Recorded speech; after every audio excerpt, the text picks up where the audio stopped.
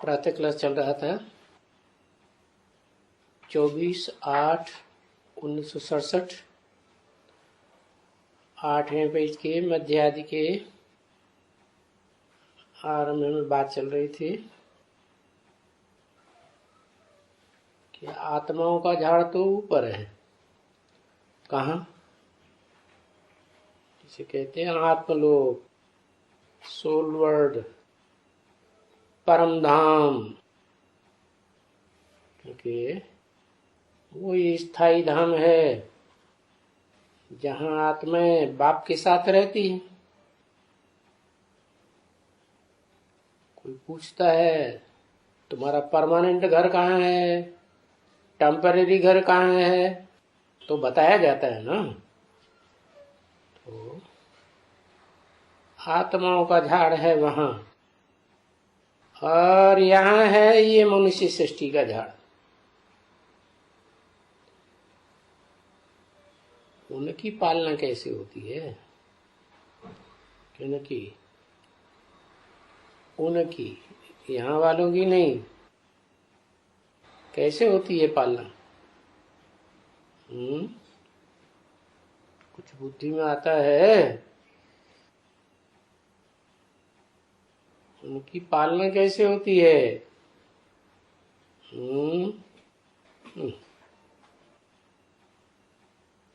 उनकी पालना होती है, शिव बाप पालना करते हैं वहां। वाह भाई!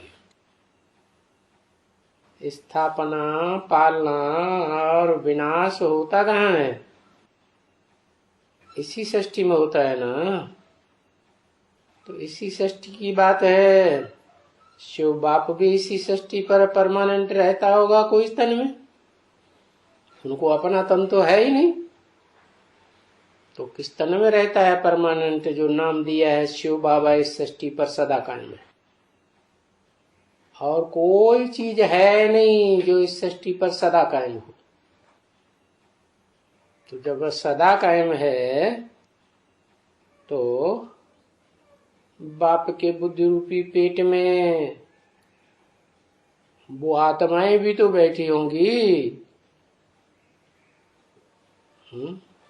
लौकिक बाप बच्चा पैदा करता है तो कहां से आता है? बीज कौन डालता है?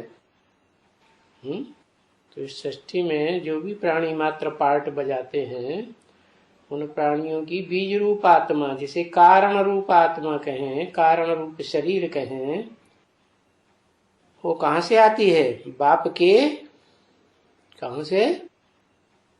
बुद्धि रूपी पेट से आती है। तो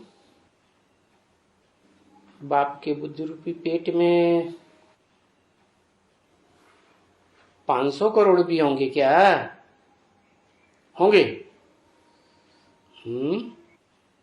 हाँ। जब विनाश होगा इस सृष्टि का, साकार सृष्टि का यहाँ, तो सभी आत्माएं किसकी याद में शरीर छोड़ेंगी? सबकी सदगति गति किसके द्वारा होगी? वो ही शिव बाबा। तो जिसे कहा जाता है परम ब्रह्म, बड़े से बड़ा ब्रह्म। अरे बच्चे आते कहाँ से हैं? अम्मा के पेट से आते हैं ना। तो वो मनुष्य सृष्टि का बाप परम ब्रह्म हुआ। अम्माएं जितनी हैं उनमें परम, तो उसे कहा जाता है ऐसा धाम, परम धाम। तो परम धाम में जो भी आत्माएं हैं वो मन मनाभव की स्टेज लेकर के आगे पीछे, कोई पहले कोई बाद में, वो उसी परम धाम में टिक जाती है। लेकिन उनका कोई क्रम तो होगा, पहले टिकने का और बाद में टिकने का। तो जो पहले टिकती हैं वो हैं बीज रूप आत्माएं, है बाप के डायरेक्ट बच्चे। बाप ज्ञान सूर्य है तो बच्चे भी सूर्यवंशी हैं। तो वो बच्चे जन्म कहाँ से लेंगे फिर? बीजों में तो सारे वृक्ष समाये हुए हैं। कोई भी बीज लो, जो किसी झाड़ का ले लो, उसमें सारा वृक्ष समाया हुआ है या नहीं? कोई कोई देखा होगा, कोई वृक्ष ऐसे होते हैं एक ही वृक्ष में 2, 3, 4 तरह के वृक्ष पैदा हो जाते हैं।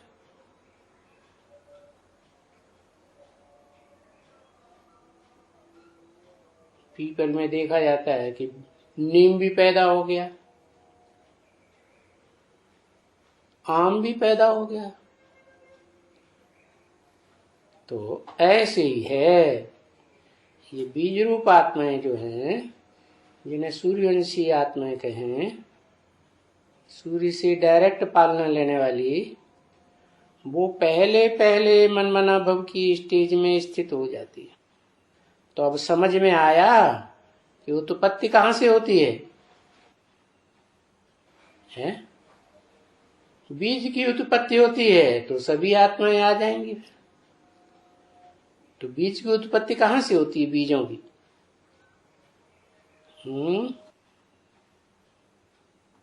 कैसे का जवाब दो। इनके जो 5 तत्वों के शरीर हैं वो तो इसी दुनिया में रहते हैं। जैसे बाप का शरीर इसी दुनिया में रहता है, परंतु अंतर ये है वो सब बर्फ में दब जाते हैं। कौन? जो भी बीज रूप आत्माओं के शरीर हैं, शरीर छोड़ने, अंतिम शरीर छोड़ने से पहले वो सब भी बर्फ में दब जाएंगे। और वहां से वो आत्मा का जो वाइब्रेशन है, जब बर्फ जब तक हटेगी, टाइम आएगा कि नहीं हटने का, तो वो आत्माएं उस शरीर में प्रवेश कर जाएंगी। तो पहले शरीर प्रत्यक्ष होता है इस दुनिया में, आत्मा प्रत्यक्ष होती है? शरीर प्रत्यक्ष होता है ना। प्रत्यक्ष का मतलब ये है, शरीर पहले माँ के पेट में आता है ना, माँ को तो प्रत्यक्ष होता है। तो ऐसे ही है, जो भी माताएं थी यज्ञ के आदि में, ढेर की ढेर कन्याएं माताएं, उन्होंने किसको पहचाना है? ब्रह्मा बाबा को प्रियरिटी दी पहचानने में, या प्रजापिता को प्रियरिटी दी?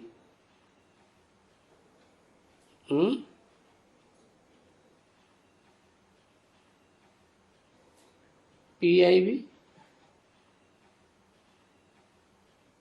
पीयू को पहचाना है। तो पीयू को पहचाना होता तो पीयू को साथ देते। साथ तो कोई नहीं ना। हाँ, माता को पहचाना। ब्रह्मा बाबा को जो प्रैक्टिकल में इस शरीर में रह करके इस दुनिया में सारी दुनिया के सामने प्रत्यक्ष होता है, सारी दुनिया का जन्मदाता साबित होता है, उसको पहचाना। तो ब्रह्मा द्वारा उत्पत्ति, और फिर ये नुदा हुआ है शंकर द्वारा विनाश। तो जो विनाश कह दिया है वो बीच में क्यों कह दिया? बोलते तो ऐसे हैं ब्रह्मा विष्णु शंकर, ब्रह्मा शंकर विष्णु तो नहीं बोलते। तो उसका कारण यही है कि जो ब्रह्मा द्वारा स्थापना होती है, परम ब्रह्म कहो, यज्ञ के आदि में, तो वो बीज रूप आत्माएं पहले निकलती हैं ज्ञान में, और फिर बाद में जब ओम मंडली का पूरा ध्वंस होता है, हिरोशिमा का, नागासाकी का, तो फिर विनाश भी हो जाता है। बीजों का विनाश होगा तो जैसे सारी दुनिया का विनाश हो गया। पीछे कौन चाहिए? पीछे विष्णु चाहिए ना, है? कौन रह गए? वही विष्णु के फॉलोअर रह गए ना। तो ओम मंडली की समाप्ति कब कहें?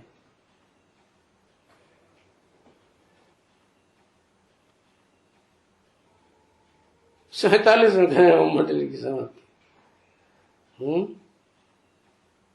जब ओम ही नहीं रहा, आ ऊ माँ का संगठित रूप, आ माने ब्रह्मा, ऊ माने विष्णु, माँ माने महेश, तीनों का संगठित रूप है ओम, वो ही नहीं रहा तो फिर ये कहां से आ जाएंगे?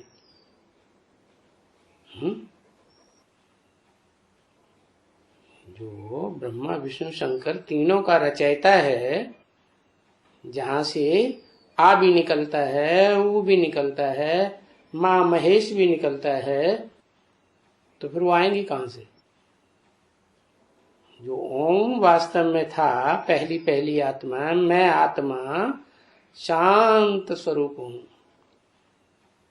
सुख स्वरूप हूं, आनंद स्वरूप हूं, वो आत्मा ही चली गई शरीर छोड़ करके, तो फिर कौन रह जाएंगे? है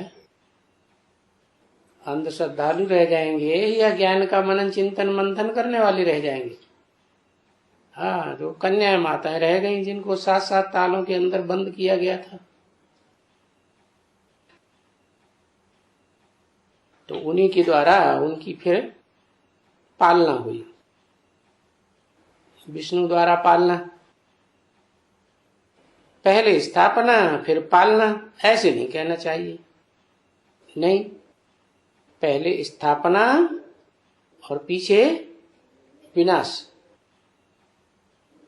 बाद में पालना। अगर पहले स्थापना और फिर विनाश कह दिया, क्या ऐसे ही कहते हैं ना, स्थापना पालना विनाश, ब्रह्मा विष्णु शंकर। अगर ऐसे कह दिया कि पहले स्थापना फिर विनाश कह दिया तो रंग हो जाता है। क्यों? तो ये सभी समझ की बात है, क्यों रंग हो जाता है?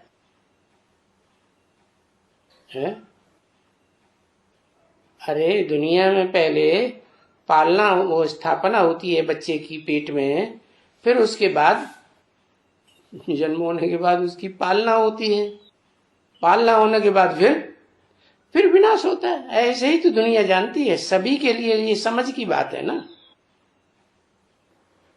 तो बच्चों को बुद्धि में ये सारा ज्ञान नशा हुआ, चढ़ा हुआ रहे कि सृष्टि का चक्कर कैसे फिरता है।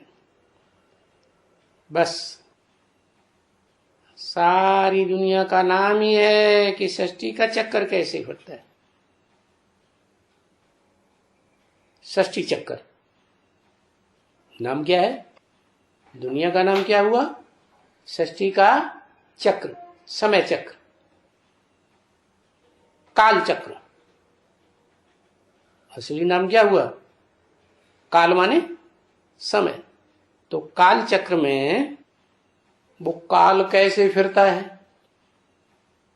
तो कौन हुआ काल चक्र?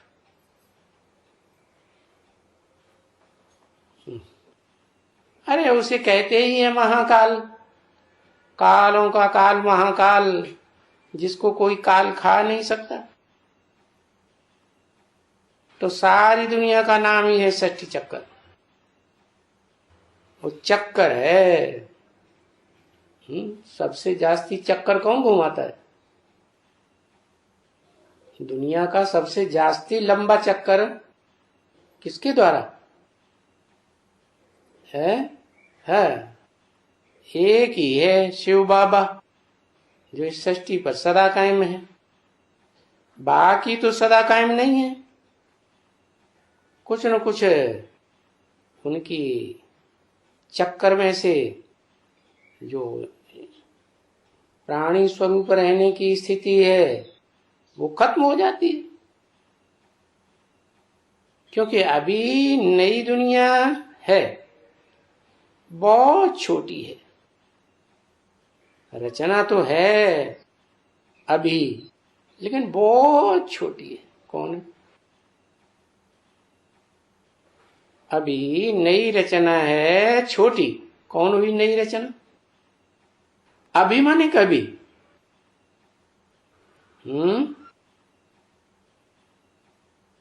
अरे अभी माना लक्ष्मी माता और जो जगदम्बा है, तो दोनों मिलकर के रचना होते हैं ना। लक्ष्मी माता तो हुई जैसे पराशक्ति, क्या आत्मिक रूप में, सदा आत्मिक रूप में स्थिर रहने वाली, और जगदम्बा हुई देवभान, क्या बीज। तो दोनों का मेल होता है तो रचना हो गई। तो ये अभी जो नई रचना है वो इस षष्ठी रूपी रंगमंच पर थी या नहीं थी? 67 में दोनों थी, है? दोनों थी 67 में, ज्ञान में नहीं, दोनों ज्ञान में नहीं थी। हाँ, जो आत्मा है वो तो अविनाशी है, वो तो होती ही होती है। क्या? शरीर जो है उसका विनाश होता है। तो शरीर नहीं था, वो शरीर था लेकिन उसको ज्ञान नहीं था। ज्ञान आत्मा को होता है या शरीर को होता है? आत्मा को होता है।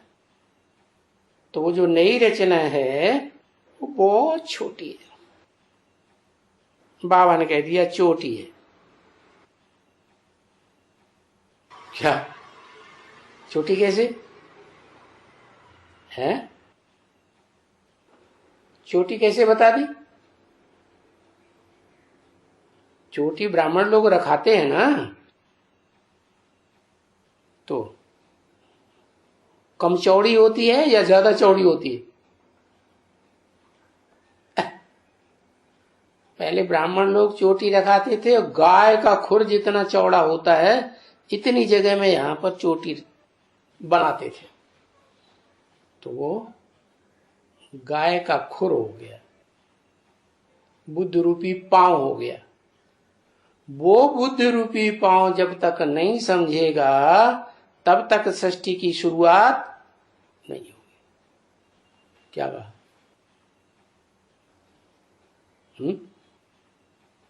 बुद्ध रूपी पांव कौन हुआ है? अरे जगदम्बा हुई, बाप हुआ। उल्टा उठाई होता है, पता नहीं। जगदम्बा नहीं हुई बुद्ध रूपी पांव, गाय का खुर। कौन सी गाय है जिसके शरीर में सारे ही देवताएं दिखाए जाते हैं? 33 करोड़ देवताओं का वास कामधेनु गौ में होता है। कामधेनु का मतलब ये है ऐसी गाय जो सबकी कामनाएं पूरी करती है। सब तरह की कामनाएं, अच्छी हो चाहे बुरी हो, सब कामनाएं पूरी करके षष्ठी रूपी रंगमंच पर जाएगी। ऐसी जगदम्बा। तो उसके बुद्ध रूपी पांव के बराबर वो चोटी दिखाई जाती है। वो छोटी है। क्या? छोटी और बड़ी शरीर से होते हैं या आत्मा से होते हैं? है?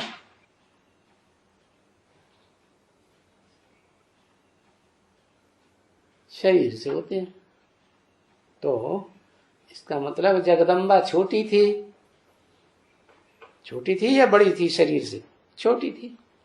और जो आत्मा है वो तो आत्मा समझदार कहीं तब जाएगी, अविनाशी। जब छोटी बड़ी होने का सवाल ही नहीं आत्मा का। तो चक्कर तो बिल्कुल तुम बच्चे समझ गए हो। क्या? इस षष्ठी में चक्कर जो शुरू होता है तो पहले कौन सी आत्मा की बुद्ध रूपी पांव धोए जाते हैं? बताओ, जिसके बुद्धि रूपी पांव पहले धोए जाएंगे वो ही षष्ठी रूपी रंगमंच पर बड़ी हो गई। तो जो विजयमाला की हेड कही जाती है वो बड़ी हुई, या जो रुद्रमाला की अंतिम मणका है वो बड़ा हुआ। षष्ठी की शुरुआत कहाँ से होगी? रुद्रमाला का मणका। लक्ष्मी आत्मा है, आत्मा से शुरुआत होती है। बच्चा पेट में आता है तो शुरुआत कहाँ से होती है? देह से होती है या आत्मा से होती है? देह से होती है।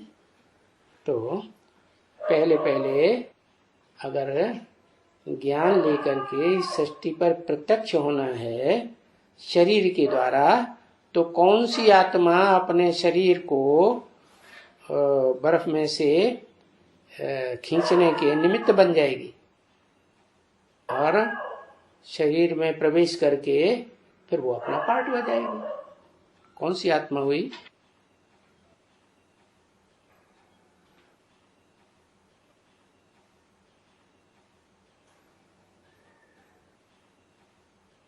जगदम्बा। क्या? अरे प्रजापिता भी तो आत्मा है कि शरीर है?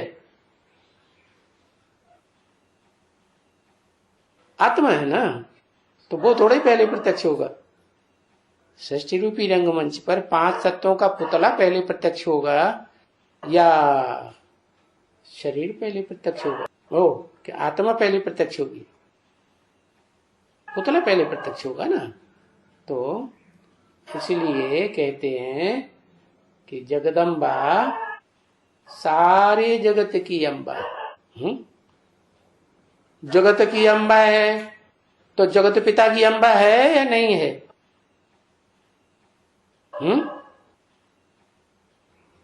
लो, तो आगे भाड़ के ही देखता रह गया। है, जगत पिता की अम्बा है तभी सारे सृष्टि की अम्बा होगी।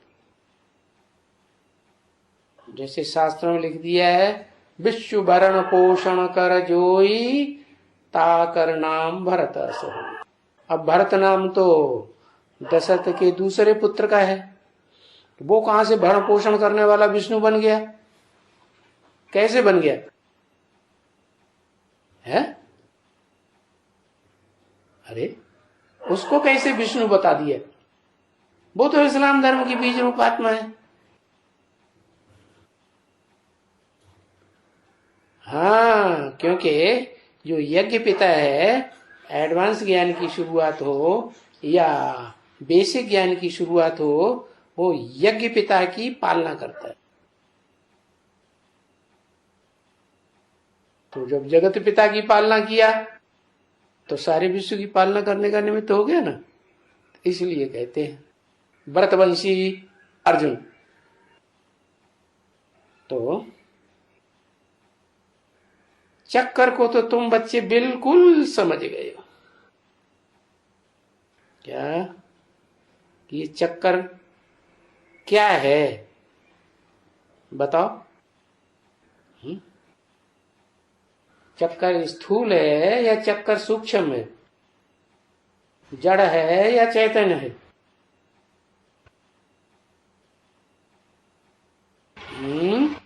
चैतन्य है। कौन है चैतन्य? चैतन्य तो आत्मा है। आत्मा तो जड़ नहीं होती है, आत्मा तो सूक्ष्म होती है। अरे वो आत्मा भी है और शरीर भी है। इस षष्ठी रूपी रंगमंच पर वो तो अनादि शरीर है ना।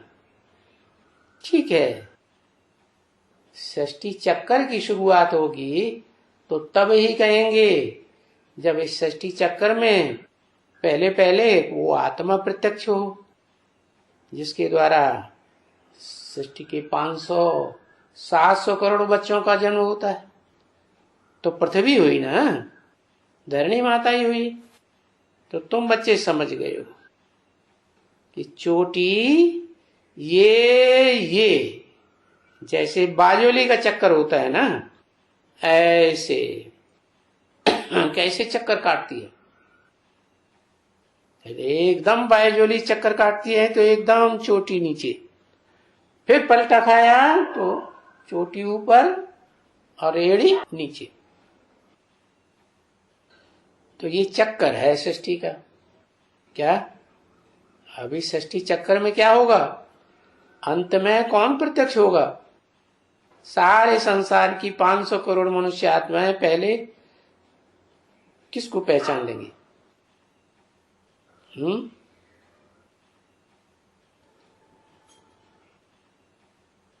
राज करेगा खालसा। सारी दुनिया में यही परंपरा चलती आई कि प्रजा सबसे जास्ती किसको पहचानती है? अरे किसको पहचानती है? हैं? राजा को पहचानती है, राजा को ही ईश्वर मानती है। जैसे ईश्वर कहेगा वैसे डायरेक्शन आदेश पे चलेंगे। राजा ही संविधान जैसे बनाने वाला हो गया। तो ऐसे ही जब सृष्टि का अंत आएगा तो सारी दुनिया किसको फॉलो करेगी? कौन होगा राजा? है शिव होगा राजा, जगदम्बा। राज करेगा खालसा। तो वो होगी नीचे एड़ी या चोटी? नहीं, वो चोटी जाके एड़ी से मिल जाती है। क्या जब बाजोली खेलते हैं तो ऐसे गुलाटी लगाई तो एड़ी और चोटी एक हो गए, तो एक हो गए। तो बोला चोटी ये क्या, ये चोटी और एड़ी, ये बायजोली का चक्कर हो गया। खुर हो गया ना, गाय का बुद्ध रूपी पांव हो गया ना। तो बुद्ध रूपी पांव जब तक प्रत्यक्ष न हो इस सृष्टि पर, तब तक बाप की प्रत्यक्षता नहीं हो सकती। ऐसे ही आत्माओं के हिसाब से है। विजय माला जब तक प्रत्यक्ष नहीं होगी तब तक जो इस सृष्टि पर मनुष्य सृष्टि का बाप है वो भी प्रत्यक्ष नहीं हो सकता। तो ये तुमको वहां सभा में भी बता देना चाहिए। क्या क्या बता देना चाहिए कि सृष्टि में आदि कौन है? इस सृष्टि में आदि कौन है? माता है या बच्चा है?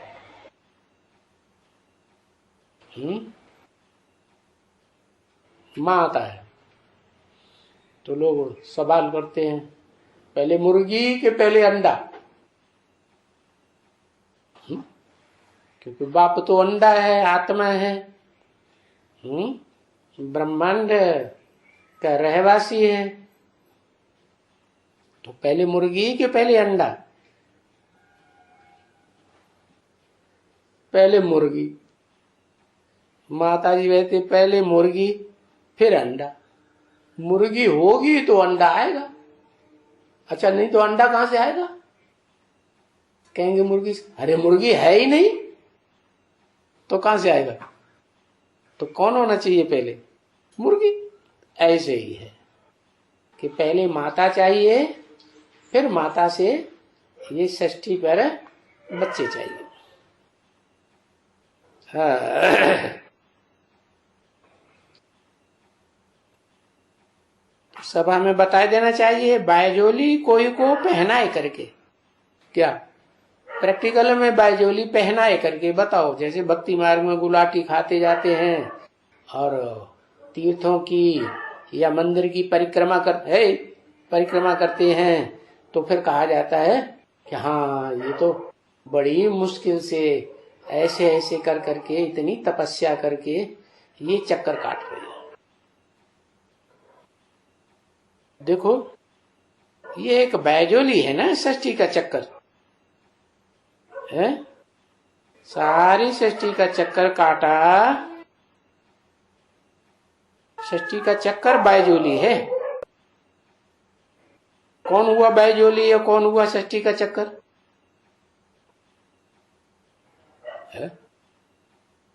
षष्ठी का चक्कर किसे कहेंगे? माता जी को। शंकर, बायजोली का चक्कर है प्रजापिता। षष्ठी चक्कर कौन हुआ? काल चक्र कौन हुआ? जो काल में पूरा पूरा चक्कर काटे वो हुआ काल चक्र है। सबसे जास्ती ड्रामा कौन बनाता है? व्यास बनाता है। तो वही षष्ठी का चक्कर हो गया ना, जिसके लिए बोल दिया मुरली में। इस षष्ठी में सदा कायम एक शिव बाबा ही है। क्या शिव बाबा को कोई काल नहीं खा सकता? सारी दुनिया को काल खा जाएगा। तो ब्राह्मण पहले, पैदाइश किससे होगी ब्राह्मण की? ब्राह्मण चोटी तो कहा जाता है, लेकिन ब्राह्मण की पैदाइश किससे? किसका बच्चा ब्राह्मण? ब्रह्मा का बच्चा। तो कौन हुआ?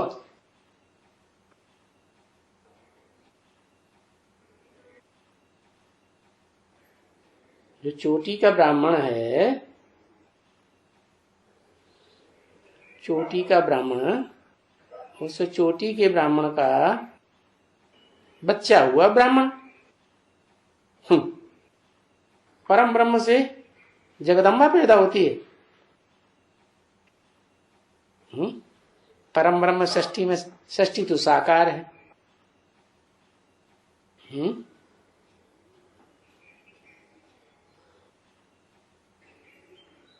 ब्राह्मण पहले, तो पहला ब्राह्मण कौन हुआ?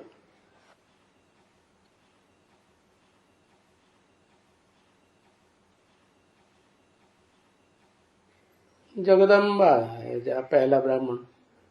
पहला ब्राह्मण है प्रजापिता। तो फिर उसको जन्म देने वाला ब्रह्मा कौन? ब्रह्मा का बच्चा ही ब्राह्मण कहा जाएगा ना। एक मात्रा बढ़ती है ना बच्चे के अर्थ में। जगदम्बा माता हुई। जगदम्बा के मुख से सुना तब तो प्रजापिता बना। मुख वंशावली हुआ या कुख वंशावली हुआ? मुख वंशावली हुआ। तो ब्राह्मण पहले, तो ब्राह्मण जिससे जन्म लेता है ब्रह्मा से, वो ब्रह्मा भी पहला हो गया। क्या? तो पहले शूद्र हैं, और शूद्र तो अनेक हैं।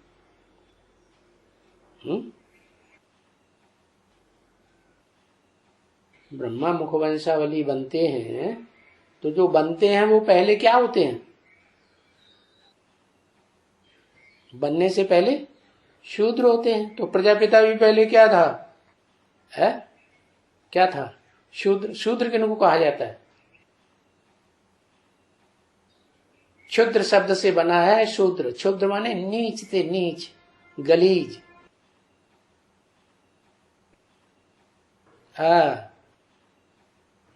कीचड़ में घुसा रहने वाला, बेभिचारी, महाबेभिचारी सृष्टि का। पति से पतित तन में आता हूं, तो वो ही हुआ शूद्र। सबसे बड़ा शूद्र कौन हुआ है? उस समय जब सृष्टि का विनाश होगा तो बड़े से बड़ा शूद्र कौन होगा?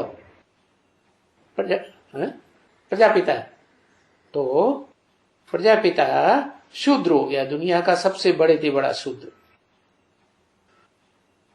तो पहले शूद्र, जो सृष्टि का बीज है, बाप प्रजापिता आदम एडम, वो ही बीज है, और वो बीज शूद्र है। और शूद्र तो अनेक हैं इस दुनिया में। सब क्या है? भय वर्ण संकर सब है। आज से 300-400 साल पहले ही तुलसीदास जी ने लिख दिया।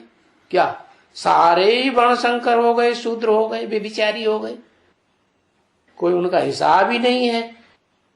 क्या अब बेविचारी बनने का? तो सब शूद्र ही शूद्र, एकदम शूद्र। तो बड़ा खुश हो गया। क्या बात है? अरे सारी दुनिया शूद्र है, तो फिर क्या बात है?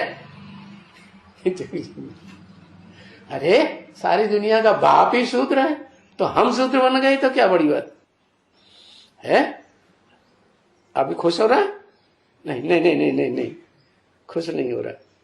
जब शूद्र ही शूद्र है एकदम, देखो पीछे बाप जब आते हैं तो रचना रचते हैं। तो क्या कहा, कौन से बाप आते हैं? कौन से बाप आते हैं तो रचना रचते हैं? शिव बाप आते हैं, वो रचना रचेंगे। जो रचने वाला होगा जैसा होगा, रचना भी तो वैसी होगी ना। शिव बाप निराकार है कि साकार है? निराकार है, तो रचना कैसी होगी? निराकार आत्माओं को निराकारी बनने की रचना पहचान देंगे ना। पहचान जिसको दी वो भी निराकारी। सारी दुनिया को पहचान तो मिलेगी, मैं आत्मा ज्योति बिंदु। तो पीछे बाप जब आते हैं तो रचना रचते हैं। तो कौन बाप आते हैं जो रचना रचते हैं? रचयिता बाप आते हैं, वो रचते हैं, या शिव बाप आते हैं, वो रचना रचते हैं?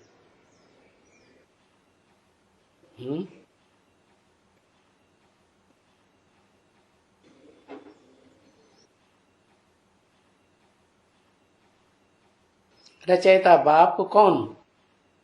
शिव बाप कौन है रचयिता?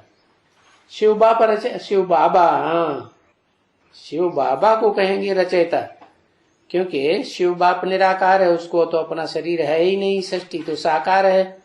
तो साकार में प्रवेश करना पड़ेगी नहीं, साकार में प्रवेश करे तब रचना रचे। तो पहले तो साकार चाहिए ना इस सृष्टि पर। तो बाप शिव जब आते हैं तो साकार में प्रवेश करके साकार सृष्टि की रचना रचते हैं। तो रचना किसके द्वारा रचते? ब्राह्मणों की, क्योंकि बाप को तो पवित्र ब्राह्मणों की रचना रचनी है, क्योंकि बाप तो एवर प्योर है, कभी इम्प्योर बनता ही नहीं। तो किसकी रचना रचेगा? है ब्रह्मा द्वारा। किसकी रचना? ब्राह्मणों की रचना। तो ब्रह्मा साकार होना चाहिए या निराकार होना चाहिए? साकार होना चाहिए। तो कौन सा ब्रह्मा साकार? ब्रह्मा तो अनेकों के नाम हो गए। हाँ, साकार रूप में पहले इस सृष्टि पर जगदम्बा ही होती है, क्योंकि प्रजापिता तो उस समय निराकारी स्टेज में होगा या साकार होगा?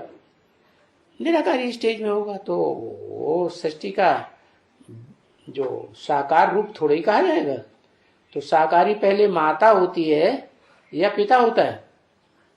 पिता तो बीज है, बीज तो निराकारी कहा जाता है, और माता में निराकारी बीज जो है वो तो बाद में आता है। पहले तो शरीर रूपी 5 तत्वों का पुतला होना चाहिए ना। तो मां, तो ब्रह्मा द्वारा ब्राह्मणों की रचना होती है। फिर परम ब्रह्म क्यों कहा है?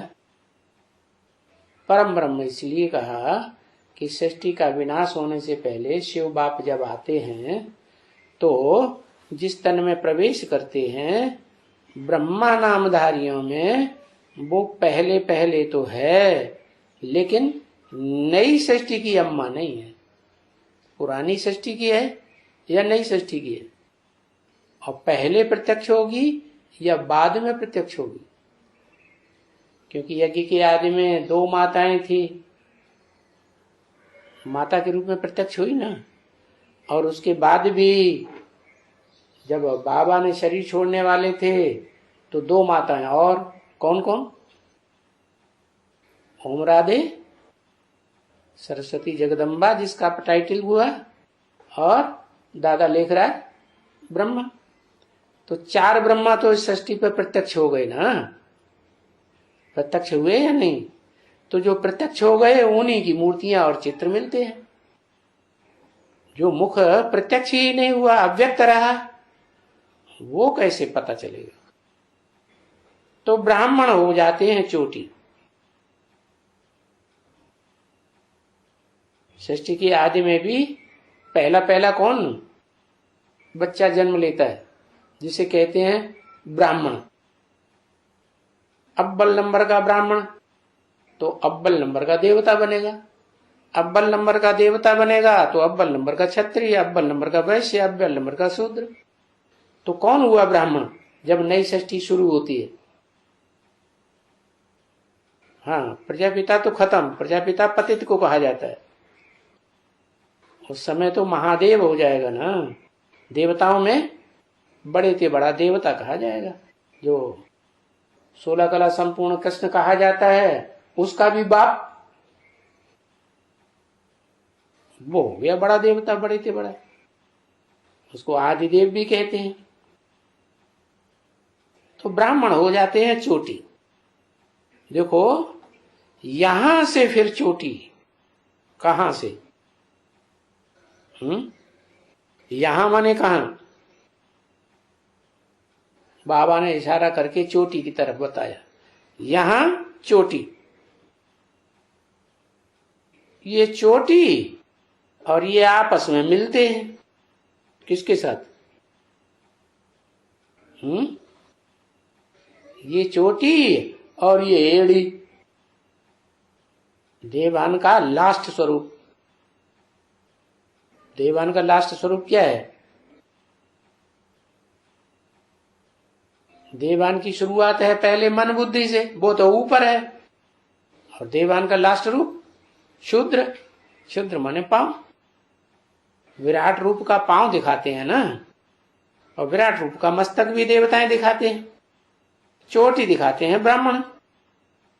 तो ये ब्राह्मण चोटी और ये ओएड़ी, ये दोनों आपस में मिलते हैं। कैसे मिलते हैं? साकार रूप में मिलते हैं या निराकारी रूप में मिलते हैं? साकारी रूप में मिलते हैं। ये नहीं मिलेगा। कौन है? जब नई सृष्टि की शुरुआत होगी तो ये नहीं मिलेगा। कौन नहीं मिलेगा? ब्रह्मा बाबा नहीं मिलेंगे। ऐसे समझ आ जाता है ना कि इस सृष्टि में जो पहला पहला है देवता वो कृष्ण है। कृष्ण ने गीता का ज्ञान दिया, वो ही आदिदेव हो गया। तुम आदिदेव, गीता में लिख दिया ना, तुम आदिदेव है, पुरुष है पुराण। इसका मतलब कृष्ण ने, वो अर्जुन ने जो स्तुति गाई है तो उसमें कृष्ण के लिए गाया है, तुम आदिदेव। अरे कृष्ण कहां से आदिदेव हो जाएगा? नहीं, हो ही नहीं सकता। बच्चा थोड़ा ही होगा, बच्चे के साथ बाप भी होना चाहिए ना। तो ये नहीं मिलेगा जगदम्बा से। मेल होगा तुम्हारा। पूछा मिलेगा? ये ब्रह्मा मिलेगा है? अरे ब्रह्मा बच्चा है कि बाप है? बच्चा है। बायजोली पहन करके देखो तो ये पैरों से मिलता है, एड़ी से मिलता है। कौन? ये ब्रह्मा। ये बीच में ही शरीर खत्म हो जाता है? बायजोली पहन के देखो तो पता चल जाएगा। नहीं, माथा मिलेगा, चोटी नहीं मिलेगी। पहले चोटी इस शरीर में विराट रूप में, या पहले माथा? मस्तक समान देवता कहे जाते हैं, चोटी समान ब्राह्मण कहे जाते हैं। तो माथा मिलेगा चोटी से, माना ये तो माथा हो गया। हाँ, मस्तक में आत्मा तो होती है, लेकिन मन भी प्रधान होता है या नहीं है? होती है। कितनी सीधी सी बात समझने की है। तो पहले ब्राह्मण जरूर चाहिए, देवता नहीं चाहिए। पहले पहले सृष्टि में ब्राह्मण चाहिए। और वो युग थोड़ा बड़ा होगा या छोटा होगा? जनसंख्या थोड़ी होगी उस युग की, जहां ब्राह्मणों का वर्चस्व होगा वो बड़ी जनसंख्या होगी, बड़ी दुनिया होगी, छोटी होगी। उसको क्या कहते हैं? शास्त्रों में उसका नाम दिया गया है परम पद। उससे ऊंचा कोई पद षष्ठी रूपी रंगमंच पर होता ही नहीं। क्या पद है? वाइब्रेशन के आधार पर अतीन्द्रिय सुख भोगने वाली श्रेष्ठ ते श्रेष्ठ आत्मा। छोटी दुनिया होती है, इसलिए छोटी कहा जाता है उनको, है? और चोटी भी कहा जाता है। पढ़ते तो बहुत है, बाकी छोटा होता है और पीछे होता है देवता। बच्चा छोटा होता है ना। ये भी तुम्हारे बहुत काम का चित्र है। क्या? कौन सा चित्र? श्री कृष्ण का चित्र। पहले बच्चा है, फिर बड़ा होगा तो विराट रूप धारण कर लेता है।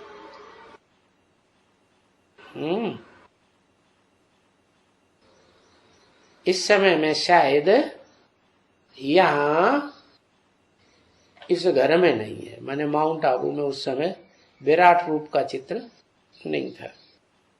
शायद नहीं है, किसी के कमरे में हो तो हो, शायद लगा दिया, परंतु होना तो चाहिए। क्या? ये विराट रूप का चित्र भी होना चाहिए। ये समझाना बहुत इजी है। समझाने का ये विराट रूप है। क्या? कि कैसे ब्राह्मण शरीर के किस हिस्से में ब्राह्मण गाए गए हैं। नाम उसका चोटी है। समझा? तो समझाने का है ये विराट रूप। और फिर उसके बाद चोटी सबसे ऊपर, फिर उसके बाद मस्तक, उसको कहते उत्तमांग। उत्तमांग क्या? जब किसी को सर झुकाते हैं तो उसके पांव में चोटी रखते हैं या मस्तक रखते हैं? है? क्या रखते हैं? मस्तक रखते हैं। तो भाई हमारा ऊंचे से ऊंचा जो अंग है वो हमने आपको अर्पण किया। आप जैसे चलाएंगे वैसे हम चलेंगे। मन बुद्धि से हम सरेंडर हो गए। तो ये विराट रूप समझाने का बहुत सहज। फिर उसके बाद मस्तक में अंदर में होती है ज्ञान इंद्रियां। जैसे मस्तक आदेश करेगा वैसे वैसे ज्ञान इंद्रियां काम करेंगी। फिर उसके बाद है, हाँ, वो ज्ञानेंद्रियां हो गई ना। ज्ञानेंद्रियों के बाद फिर भुजाएं। भुजाओं में है मुख्य हाथ।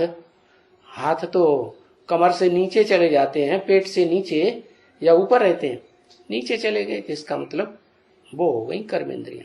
वहां से शुरुआत हो गई। हाथ है सबसे श्रेष्ठ कर्मेंद्रियों में, श्रेष्ठ कर्म कर। लेकिन उनमें भी दो रूप है, एक लेफ्ट हैंड, एक राइट हैंड। एक कचरा साफ करने वाला खास, और एक श्रेष्ठ कर्म दान धर्म करने वाला। तो वैरायटी मनुष्य क्या वैरायटी रूप धारण करते हैं। तो अक्षर तो एक ही है, परंतु देखो समझाने के लिए चक्कर कितना बड़ा दिखाई दिया। विराट रूप। किसका विराट रूप है? विराट रूप किसका? विराट रूप में चोटी तो दिखाई ही नहीं है। क्या है? तो विष्णु का विराट रूप वास्तव में। विष्णु के विराट रूप में भी चार भुजाएं तो दिखाई हैं, लेकिन उन भुजाओं को चलाने वाला तो मुखिया तो देखने में नहीं आता। कोई समझता ही नहीं है कि ये जो मस्तक है, इस मस्तक में भी इससे भी ऊंचा कोई हुआ है इस षष्ठी रूपी रंगमंच पर। तो देखो ये वैरायटी मनुष्य का वैरायटी रूप देवता से फिर क्षत्रिय। क्षत्रिय कैसे? क्षत्रिय माने भुजाएं, और क्षत्रिय के बाद जब लड़ाई लड़ते हैं क्षत्रिय, क्षत्रियों का काम है ना युद्ध करना, है राजाई करना। तो युद्ध भूमि में, कर्म भूमि में जो कर्म करने वाली कर्मेंद्रियों में मुख्य हाथ हैं, ये हाथ युद्ध तो करते हैं, लेकिन किस लिए करते हैं युद्ध? सुरक्षा के लिए युद्ध करते हैं ना, तो उन्हें क्षत्रिय कहा जाता है। और जो सुरक्षा के लिए युद्ध नहीं करते हैं, बजाय सुरक्षा करने के और ही रक्षक बनने की बजाय भक्षक बन जाते हैं, तो फिर वो नीचे धर्म के कहे जाते हैं। इस्लाम धर्म में फिर और नीचे कर्म करते हैं तो फिर वो पांव।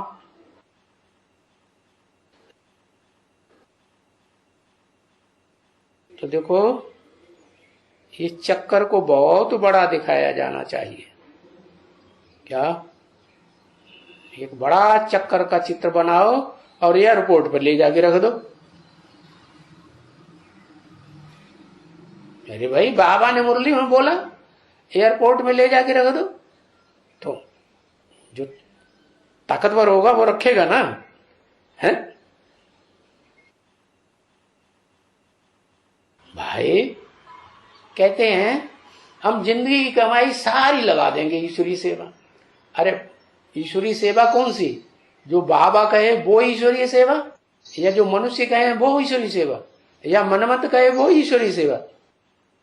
बाबा जी कहे। ओम शांति।